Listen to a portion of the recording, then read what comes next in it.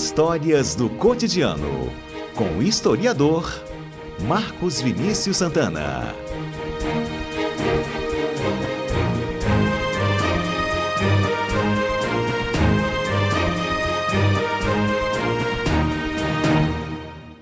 Oi, Marcos, tudo bem? Sempre uma E aí? alegria recebê-lo aqui, viu? E é sempre uma alegria eu vir aqui também, sempre bom falar da nossa história. Hoje a gente vai para Marataízes. Isso, mas rapidinho voltando no telefone, pro povo que tá ouvindo aí, já que eles interagiram tanto. Você sabia que Vitória tem um museu do telefone? Sabia, é do Martinho. que mora no Vocês centro da cidade. falaram já aqui no programa? Não, eu já Então, fiz deixa aí reportagem com o convite pro público, né? Ali no...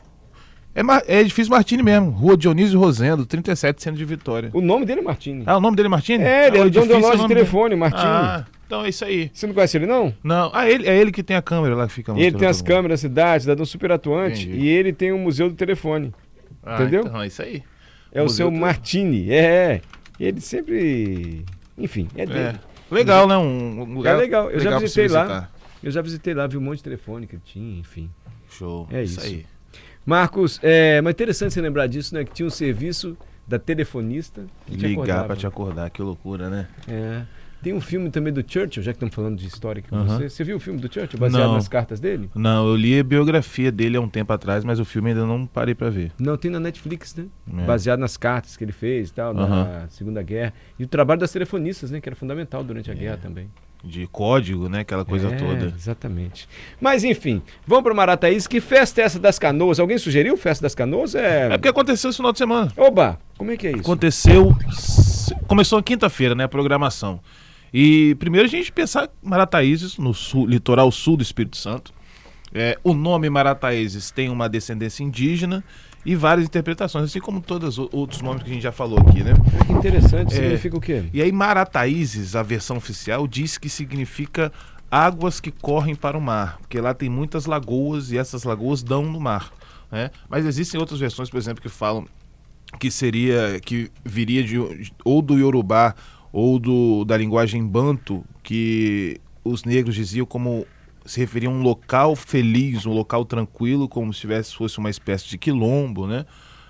Mas a mais aceita seria essa de Marataízes ser uma referência às lagoas que dão no mar. Mas eu acho que deve ser outro... Eu falo idioma indígena? É idioma? Pode ser também. O dialeto tronco indígena. Tronco linguístico. É porque falam que Caparaó é águas que rolam das pedras. Uhum, Foi o que eu aprendi lá. uhum. Não tem nada a ver Caparaó com Marataízes. É. Podia ter alguma coisa de água ali no Mas às vezes Capa, né? pode ser é porque quando a gente pensa o Tupi, Guarani, a gente pode pensa ser um isso. tronco linguístico, né?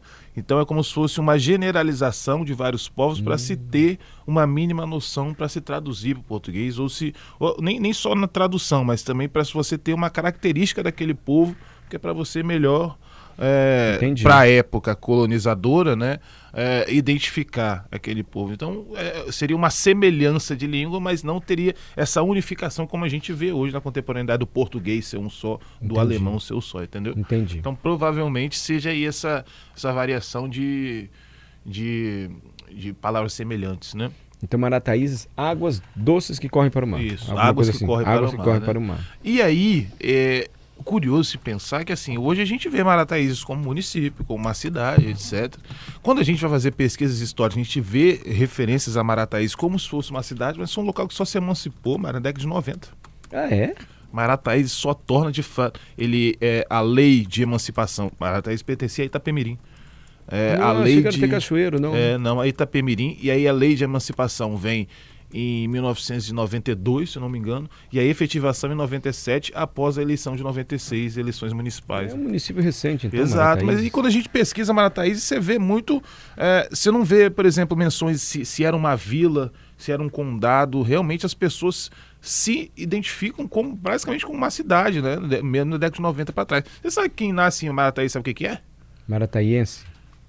O português fala mataraiense, mas lá eles chamam de Maratimba. Maratimba. Mas isso não é que nasce na cidade do Rio, alguma coisa assim? Não, é de Não, Marataízes? lá Maratimba. Interessante. quem é Sinto de que é um orgulho Marataízes. de quem nasce em Marataízes de ser orgulho, Maratimba, hein? e isso, essas variações da história da cidade diz muito sobre a identidade de quem é de Marataízes. Porque por muito tempo isso era colocado como balneário de Cachoeiro, como parte de Itapemirim. E aquilo ali incomodava muito as pessoas de lá, né? E aí o grande digamos, orgulho, né, da cidade de Marataízes era a Festa das Canoas, que acontecia anteriormente. Quando a gente pega algumas notícias antigas, por exemplo, encontrei uma da década de 40, que acontecia no último domingo de março, aconteceu no dia 24 de março, por exemplo, mas se popularizou muito no segundo domingo de março, né? E essa Festa das Canoas aconteceu quinta, sexta, sábado e domingo. Agora foi o 115 anos fez, como seria falar, 115 anos. 70º, 15º, isso aí. 100º, 15º, não, Por aí, 100º, 15º. Decimal, falando, sou meio fraco, mas... A gente já tem 115 anos dessa festa? 115 anos dessa festa, mas acreditamos que, pelas pesquisas que a gente fez lá, de ser mais velho que isso. Porque 910 seria como se fosse um marco histórico, mas que a festa já tinha um molde que acontecia anterior a isso. A fundação dessa festa, existem também diversos motivos. Uns falam que foi a filha de um pescador que estava doente e ele colocou como promessa. Outro que seria de um naufrágio que aconteceu e aí colocaram como promessa, mas a versão oficial foi de que Marataízes, formada por uma colônia de pescadores, e num determinado momento ali do começo do século XX, a pescaria estava muito ruim naquela região. E aquela enseada de Marataízes ali, aquela parte do litoral de Marataízes, pega muito o vento nordeste, né? Então é um mar muito agitado. E aí eles teriam feito essa promessa e inicialmente era para o Divino Espírito Santo, né? A representação do Divino Espírito Santo. Quem não conhece, isso obviamente ligado ao nome do nosso estado, e a narrativa diz que num determinado momento, que é quando a gente comemora o domingo de Pentecostes, o Divino Espírito Santo ele desceu dos céus, pairou sobre Maria e os apóstolos e deu a eles o dom de evangelizar, né? E aí era representado por uma pomba. Então as festas do Divino Espírito Santo que acontecem na tradição católica é uma pomba, normalmente metálica ou prateada, representada, ela colocada sobre um mastro e em volta dela vários fios, várias fitas coloridas, né? Então essa é a representação do Divino. E aí, num determinado momento, os pescadores lá no começo do século XX, Marataízes, por causa de uma pescaria ruim, né, de uma grande época de pescaria ruim, eles fizeram essa promessa para o Divino Espírito Santo, que caso a pescaria voltasse, eles fariam uma festa ao Divino Espírito Santo no domingo de março. Acontece, segundo domingo de março, a pescaria volta, e aí eles começam essa tradição, e o curioso é que, assim como em outros lugares do país como um todo, essa festa popular carrega uma identidade indígena e negra muito forte. Por quê? É a narrativa do Divino Espírito Santo, ele começa dentro de uma sala da casa de um dos festeiros, que eles chamavam, né, os festeiros organizadores, e o Divino Espírito Santo saía com um bumbo atrás, marcando, ou então a presença de um toque de caixa de guerra, que é um instrumento também muito visto na escola de samba. Mas quando você falou Divino Espírito Santo saía, era uma imagem? Essa imagem prateada no mastro com fitas coloridas, né? Tá. E aí ia de casa em casa, abençoando, e na mesma medida que ela abençoava, aquela pessoa dava uma esmola que era para ajudar na festa. Eu tô lembrando da música do Ivan Lins lá. Os devotos do divino vão entre sua morada. Exato. Que essa casa seja santa, que essa mesa seja farta, né? Essa música também, ela, às vezes, foi por muito tempo cantada também. Que é bonita. Nessa passagem do divino. Porque era muito justamente essa tradição, né? De ir, o divino passava na casa. E aquela representação popular estava muito ligada a essa herança indígena e negra, que é o que a gente entende como catolicismo popular, ou catolicismo negro, né? Que era a interpretação do negro e do indígena daquela festa popular. Então o divino saía, ia de casa em casa com o toque da caixa, atrás tinha as mulheres rezando ladainha, que é aquela reza, né? Ou cantando, e aí o divino ia passando de casa em casa. No dia, né? No domingo em si, tinha uma missa com a presença do divino. Posteriormente vem a imagem de Nossa Senhora da Penha, porque a principal igreja de Marataízes é destinada a Nossa Senhora da Penha. E a missa acontecia. Lá tinha muito forte a representação dos barraqueiros, que eram barracas que se estendiam por toda a faixa litorânea. A igreja de Marataízes, Nossa Senhora da Penha, é a igreja que você dá 2 passos e está na areia da praia. Legal. É bem na beirada mesmo. Isso representa também muito a fé promovida pelos pescadores, né? Uhum. Eu trouxe aqui... esse fim de semana teve essa festa? Teve essa festa. Acontece anualmente. Infelizmente, hoje... Segue a música. Devotos do Divino, Murilo? Já está na hora do repórter? Pera aí, Marcos. Beleza. Posso interromper só para o repórter BN? Aí você fala Vamos desse lá. livro que você trouxe aqui. Muito interessante a Festa das Canoas. Eu não sabia, já existe há 115 anos, gente. Já voltamos.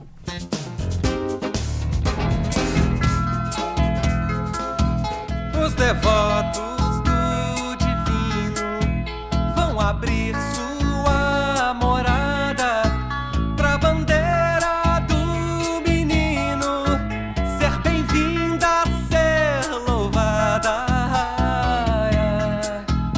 Os devotos do divino vão abrir sua morada pra bandeira do menino ser bem-vinda, ser louvada. Ai, ai. Deus vos salve, esse devoto, pela esmola em vosso nome, dando água a quem tem sede, dando pão a quem tem fome. Ai, ai. Deus vos salve, esse devoto, pela esmola em vosso nome, dando água a quem tem sede, dando pão a quem tem fome. Ai, ai. A bandeira acredita que a semente seja tanta, que essa mesa seja farta, que essa casa seja santa. A bandeira acredita que a semente seja tanta, que essa mesa seja farta, que essa casa seja santa. Tá aí a música Bandeira do Divino, do Ivan Lins, representando muito bem essa festa do Divino que acontece em várias partes do país.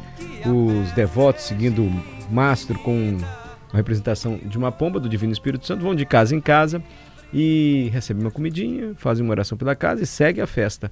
E aqui no Espírito Santo a gente tem essa festa do Divino, chamada Festa das Canoas, há mais de um século, em Marataízes, ainda que o município seja um município recente, emancipado na década de 90, a festa é uma tradição de mais de 100 anos. E o Marcos Vinícius Santana, nosso historiador, está contando pra gente como é que é essa Festa das Canoas, lá em Marataízes. A música descreve direitinho, é mais ou menos isso, né? Descreve. É basicamente todas as manifestações do divino. É linda essa música. E é muito essa representação de ir com o divino abençoar e a pessoa dar algo em troca, né? Também é muito ligada às folias de reis, isso. Folia de reis é muito isso. A procissão, digamos, né? Passa numa casa e aí abençoa aquela casa. Normalmente aquela casa oferta um lanche, uma água para aquele povo que está passando. E é aquela representação também dos reis magos procurando Jesus Cristo. Então tudo na nossa cultura popular tem uma raiz histórica. Isso é muito legal. E a festa do Divino, Marcos explicou, do Divino não, a festa das Canoas em Marataízes começou porque a pescaria estava escassa. Houve uma promessa, a pescaria ficou farta e os devotos resolveram fazer essa festa sempre no segundo domingo de março. A festa está de acordo com a tradição inicial ou mudou muito, Marcos? Mudou muito. Infelizmente, hoje a gente não vê tanto essas questões populares, a gente não vê a presença de apresentação do jongo, né? Essa coisa toda. O número de barcos diminuiu bastante. A gente vê, por exemplo, narrativa de 60 barcos enfeitados. Porque enfeitavam os barcos na água também. Os barcos já eram enfeitados, né? Existia até concurso de barco mais enfeitado. É muito similar à festa de São Pedro que a gente tem aqui também, né? E aí eles iam dar uma volta lá no litoral de Marataízes, mas hoje tinham, se não me engano, 3 ou 4 barcos. Você foi lá ontem? Fui, estive lá. Que legal. Estive lá. Mas a festa acontece em terra e também na água? Isso, é porque, como eu disse, a igreja é muito próxima, né? Aí eles rezam a missa e já pegam ali a faixa de areia. E tem as barracas esse ano. Não foram tão ligadas à comunidade, né? Atrás de fora, mas tinha assim, uma grande feira como uma representação daquilo que já aconteceu. E é isso, né? A missa que acontece. Sim. Agora a festa, assim, precisa ter alguém da comunidade que tome a frente disso, não? Ou alguém, assim, pelo menos umas 3 pessoas que queiram manter a tradição? Porque eu acredito assim, Mário, essas festas, principalmente festas comunitárias, teve uma grande atração nacional também, que foi uma dupla sertaneja, né? Tá, então tem essa vertente do entretenimento também.